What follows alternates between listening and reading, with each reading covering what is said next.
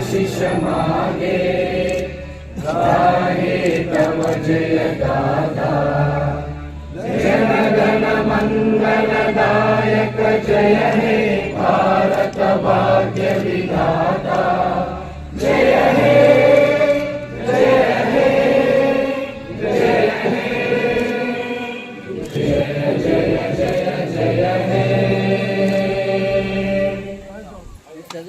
हे भारत भाग्य विधाता जय हे जय हे जय हे जय जय जय जय हे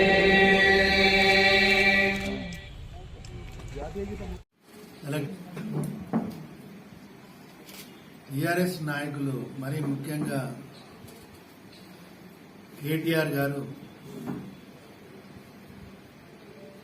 సెక్రటరియట్ ముందు అమరవీరుల జ్యోతి పక్కన స్వర్గీయ రాజీవ్ గాంధీ గారి యొక్క విగ్రహావిష్కరణ చేయడం అనేది ఏదో పెద్ద తప్పిదం అన్నట్టు తప్పు చేస్తున్నారు అన్నట్టుగా ప్రజలలో ఒక తప్పుడు సంకేతాలు పంపించాలని ప్రయత్నం చేస్తున్నారు. ఇవాళ ఒకసారి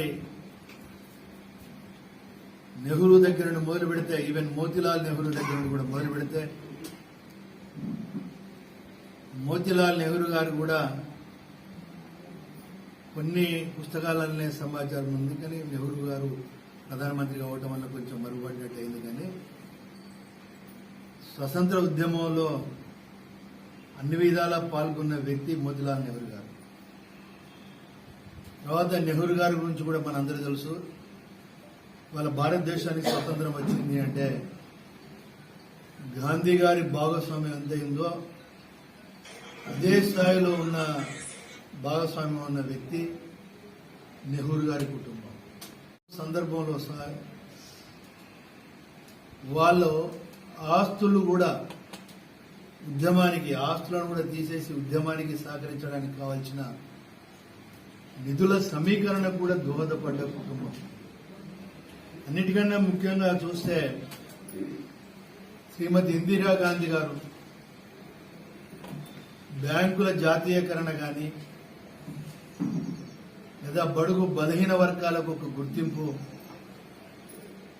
వాళ్ళ అభివృద్ధికి కృషి చేసిన వ్యక్తి స్వర్గీయ శ్రీమతి ఇందిరాగాంధీ గారు. వారేదో వాళ్ళ ఆస్తుల తగాలతోటి హత్యకు గురి కాలేదు. ఈ దేశ సమగ్రతను పరిరక్షించాలనే క్రమంలో తీసుకున్న చర్యల వలన కొందరి యొక్క కుట్రపూరితమైన ఆలోచనతోటి ఈ దేశాన్ని ఒక రకంగా విచ్ఛిన్నం చేయాలి అనే ఒక దుర్మార్గమైన ఆలోచనతోటి కొందరు వ్యక్తులు, అది కులమో మతమో కాదు, కొందరు వ్యక్తుల యొక్క దురాలోచనతోటి మరి ముఖ్యంగా పాకిస్తాన్ యొక్క సహకారం కూడా ఉన్నది. తూటాలకు, తన యొక్క సెక్యూరిటీ గార్డ్స్ యొక్క తూటాలకు బలైన వ్యక్తి ఈ దేశం సమగ్రత పరిరక్షించడానికి. కొడుకు రాజీవ్ గాంధీ గారు. రాజీవ్ గాంధీ గారు కూడా ఎందుకు బలైండి అనేది కూడా ఇక్కడ మనం ఒకసారి ఆలోచించాలి. ఆయన ఏదో ఆస్తుల తగాదాలతోటో వ్యక్తిగతమైన కక్షలతోటి కాదు. అది కూడా ఒక రకంగా దేశ సమగ్రత గురించి దృష్టిలో పెట్టుకునే. శ్రీలంక అనేది భౌగోళిక స్వరూపంలో చూసినప్పుడు శ్రీలంక అనేది మనకు ఒక మిత్రపక్షంగా ఉండవలసిన అవసరం ఎంతైనా ఉంది. కనుక వారికి వచ్చిన ఇబ్బంది క్రమంలోనే మన దగ్గర నుండి మిలిటరీని పంపేయడము, అక్కడ అరాచకాలను కొంత కంట్రోల్ చేయడం జరిగిన క్రమంలో ఎల్టీటీ వాళ్ళ యొక్క దాడి వలన మరి బలి కావడం జరిగింది రాజీవ్ గాంధీ గారు. మరి అలాంటి కుటుంబము, అలాంటి వ్యక్తి యొక్క స్టాచ్యూ పెడితే దాన్ని రాజకీయం చేసి రాజకీయ లబ్ధి పొందాలని ప్రయత్నించడం అనేది చంద్రశేఖరరావు గారి యొక్క అనైతిక ఆలోచన, కేటీఆర్ యొక్క దిగజాడు రాజకీయాలకు నిదర్శనం చెప్పక తాగుతారు. మనం ఎవరిని విభజించడం లేదు. ముఖ్యమంత్రి గారు చాలా స్పష్టంగా చెప్పారు. డిసెంబర్ 9వ తారీఖున సచివాలయ ప్రాంగణంలో ఏదైతే ఈ తెలంగాణ ప్రజల యొక్క ఆధునిక దేవాలయం అని మనం పిలుచుకుంటామో, సెక్రటరియట్ మనకు ఆధునిక దేవాలయం, ఆ ప్రాంగణంలో తెలుగు తల్లి విగ్రహం ఏర్పాటు చేయాలి అని చెప్పి, తెలుగుతనం ఊటిపడేలాగా విగ్రహం ఉండాలి అని చెప్పి నిష్ఠాతులైన శిల్పులకు ఆదేశాలు కూడా ఇవ్వడం జరిగింది. రూపకల్పన కూడా చేయడానికి ఆర్టిస్టులు కావచ్చు, శిల్పులు కావచ్చు, ఆ పనుల మీద కూడా ఉన్నారు. ఎట్టి పరిస్థితుల్లో డిసెంబర్ 9వ తారీఖున సచివాలయ ప్రాంగణం లోపటి సైడ్, అవుట్ కాంపౌండ్ సైడ్ కాదు, లోపల గుండెకాయ, తెలంగాణ యొక్క గుండెకాయ లాంటి సచివాలయంలో ఏర్పాటు చేస్తామని చాలా స్పష్టంగా చెప్పిన ఇవాళ తెలుగు తల్లికి ఫలాభిషేకం అనే కార్యక్రమాలు నిర్వర్తించడం అనేది కూడా ఇది ఆక్షేపణీయం. ఇది ఒక దుర్మార్గమైన చర్య. ఎందుకంటే వాళ్ళ బతుకే సెంటిమెంట్ మీద ఉంటారు. తెలంగాణ సెంటిమెంట్ తోటి 2 సార్లు అధికారం వచ్చారు. ఇప్పుడు ఇటువంటి తెలంగాణ తల్లిని కూడా తమ సెంటిమెంట్కు ఉపయోగించుకోవాలని ప్రయత్నం చేస్తున్నారు.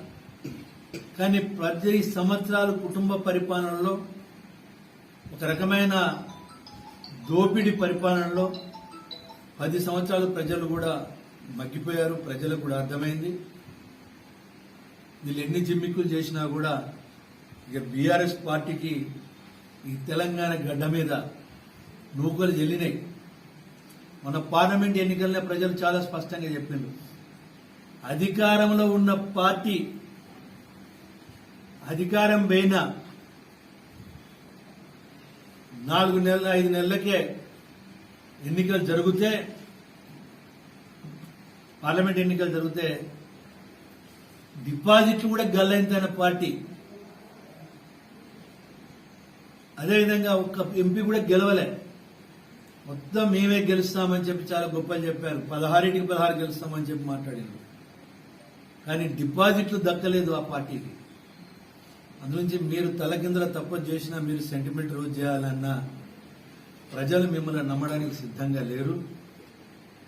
వాళ్ళ రేవంత్ రెడ్డి గారి యొక్క నాయకత్వంలో, బట్టి విక్రమార్క గారి యొక్క నాయకత్వంలో తెలంగాణ ప్రజలకు సంపూర్ణమైన విశ్వాసం ఈ కాంగ్రెస్ పార్టీ మీద ఉన్నది. మరి ముఖ్యంగా సోనియమ్మ గారి మీద ఉన్నది. ఎందుకంటే మాట ఇస్తే మాట తప్పని వ్యక్తి సోనియమ్మ గారు అని చెప్పి ఉన్నది. తెలంగాణ ఇచ్చింది సోనియా గాంధీ గారు.